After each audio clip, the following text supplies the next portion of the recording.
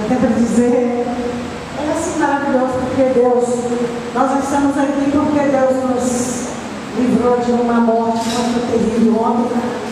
A gente programou uma viagem, programamos, aí várias vezes ele mesmo falava assim, eu acho que eu não estou com muita vontade de ir não. Aí eu falei para ela, se você não quer ir, então fala logo que não vai, que a gente não vai, pronto. Porque na verdade eu mesma não estava com vontade de ir. É a primeira vez que fala que é para ir para casa da minha mãe e eu sinto tanta vontade de ir.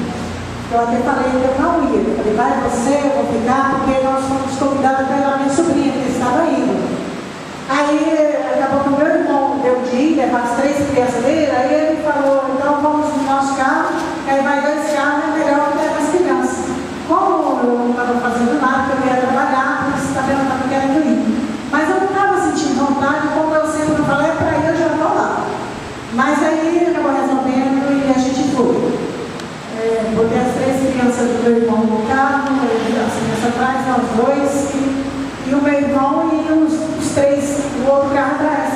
E a gente estava indo assim, de 60, 80. Aí saímos daqui meia-noite, fomos descendo para Bahia. Aí quando cheguei em Linhares, saímos daqui meia-noite, estava dentro de Linhares, era 2 horas da manhã. Aí o meu filho ligou do serviço e falou, mãe, vocês estão aonde? Estou em Linhares. Ó, cuidado, fala do meu pai, preocupado. Eu falei, não, tá tudo ok, tá tudo bem. Jaguaré. Aí depois em Linhares, logo em Jaguaré.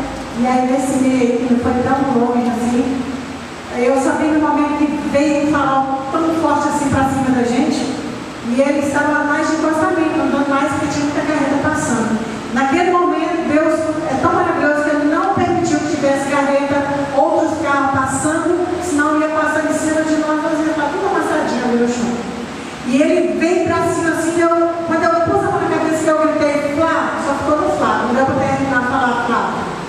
Ele ficou apavorado, não fez nada, do jeito que o outro veio, bateu na gente, o cara dormiu e atravessou do nosso lado. E bateu do lado dele, arrancou a roda, rasgando a porta, o retrovisor do lado dele quebrou e veio com tudo para cima de mim. Aí só eu fui um pouquinho. Mas graças a Deus, o Senhor nos deu um grande livramento. Na hora eu questionei até com Deus, porque nós saindo, a gente orou, entregou a estrada, tudo nas mãos do Senhor. Mas naquele momento de tanto desespero, eu fiquei ali desesperado naquela BR, gritando por Deus, falando, Senhor, nós oramos, nós pedimos. Mas eu gritei tanto, de tanto pavor, que ele falou assim, para de gritar, então eu me assustei e olhei para trás, as crianças me acordaram. E graças a Deus, só eu tive esse arranhãozinho, e as mãos do Senhor veio sobre nós, porque se Ele tivesse batido exatamente de frente, ia matar todos nós. Mas Deus nos livrou, e aí nós ligamos para o meu filho, e ele foi lá, buscou de volta, minha sobrinha foi embora, porque ela não chamava com eles, e aqui estamos nós. E o local também, que era pertinho o local. E o local que era perto, o senhor é um senhor de idade. E aí eles negociaram lá e não precisou de perícia, porque ele entraram em acordo lá e deu tudo certo, o carro já está na oficina, daqui a 10, 15 dias já vai estar pronto, por conta lá do senhor, ele vai dar uma mãozinha para não ficar aquela coisa agarrada com guerra, com advogado, sei lá o quê. E aqui estamos nós. E eu falei, a pastora disse, não, você não vai estar aqui na Natal não, todo mundo para mim.